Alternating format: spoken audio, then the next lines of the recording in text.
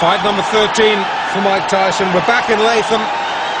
It's the same Mike Tyson. It is not the same camp. This is his second fight since the tragic death of Customato on the 4th of November. This is the 22nd. And we're against an opponent who just might be the one to test him. In all Tyson's early fights, well, in his latter fights anyway, I've said that we really need to see a better class of opponent. And I think we might have got that tonight in the shape of Conroy Nelson, who's been in with some good fighters. Conroy Nelson, Canadian, ranked number 2 in the Canadian heavyweight scene. As I said, he's been in with some good fighters. He's fought Razor Ruddock. He lost on a disqualification to Razor Ruddock. No, I lie. He went the distance with Razor Ruddock, 10 rounds. He lost his next fight in London. I should know that. I saw it, disqualification against Noel Corliss, the Liverpool boy, in 7 rounds in Bloomsbury. But he's been in, as I say, with some decent opposition. He's fought for the Canadian title against Trevor Berbick. Berbick stiffed him in 2. Berbick is a world-class fighter. So if anybody is going to test Mike Tyson, Conroy Nelson is just the right sort of opponent at this stage of his career. The cornerman you might have seen wearing the ring jacket of former world light heavyweight champion Matthew Saad Muhammad from a few years back. But Tyson just looks awesome, doesn't he? This is, as I say, fight number 13 of the previous 12. 9 have been won inside a round.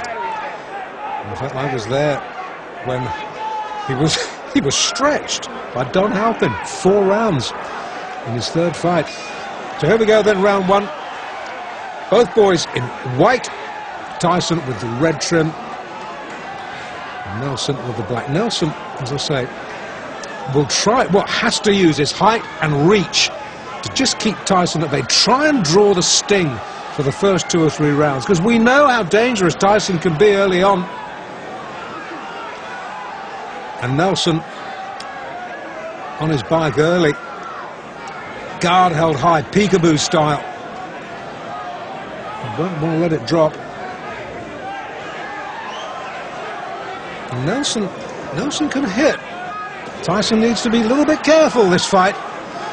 He's been able to get away with liberties in 1 or 2 of his early fights because he has known his opponents cannot hurt him. This is not the case in this fight. If Nelson gets an opening, Nelson can bing one in. Touchdown briefly there, thanks to body shots. The right knee just clipped the canvas. Oh, he's shaky. He's so shaky, and we're only in round 1. And this is a good fighter. I can hardly believe what I'm seeing. Sit down, please, sir. Thank you. This is the trouble when we're crammed in alongside spectators at ringside. Somebody gets excited and stands up in front of the camera. We can't see. More importantly, you can't see. Tyson can see. Tyson likes what he's seeing. Well, while our vision was momentarily obscured, Nelson seemed to have recovered a little bit of equilibrium. In fact, he comes back with a short chopping right of his own there, gets through, but he's covering up very, very tightly now. If he was under any illusions just how good a puncher Mike Tyson was, those illusions will have been sorely shattered. Tyson just falling centimetres short with that big arcing right.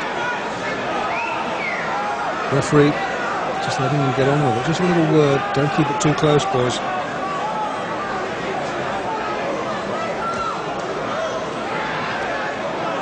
Well, Nelson, after a real alarming wobble midway through, might be getting through this first round, but he doesn't look convincing, has he?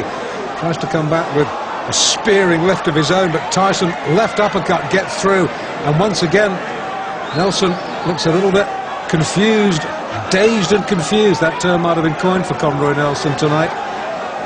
In Latham, hard to think that Tyson, I watched his pro debut, it's 6th of March, it's what, 22nd of November now. Boy, is he coming on, and boy, is he making an impact in the heavyweight division.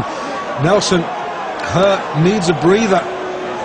I think that punch might have been a little bit low. The referee allowing Nelson just a moment or 2 to recover himself. Gets clipped with a left on the belt.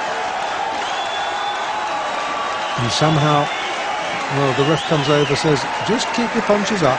Kevin Rooney tries to wave him off. The referee says, I'm in charge here.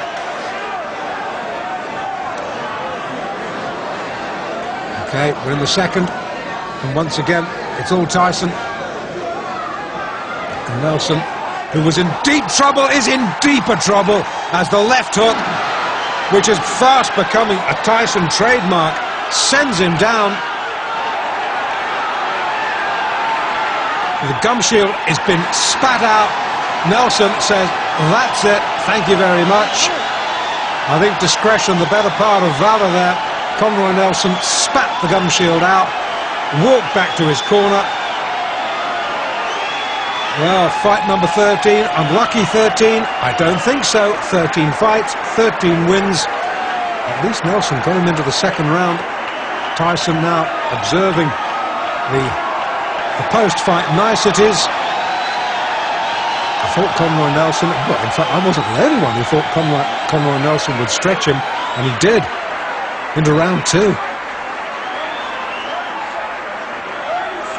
Took Tyson all of 3 minutes and 30 seconds to dispose of the second-ranked Canadian heavyweight, Conroy Nelson. Now, the only reason Conroy didn't get himself a one-way ticket to Palookasville in the first round is that he spent most of his time covering up, while Tyson delivered one wicked body shot after another. I mean, you could hear those punches clear out to the parking lot. I couldn't figure out whether Nelson was there to fight or to give a lesson in survival tactics. Anyway, Tyson finally got to him in the second, setting him up with a sweet overhand right, then taking him out with a vicious left hand. Referee counted him out at 30 seconds of the round.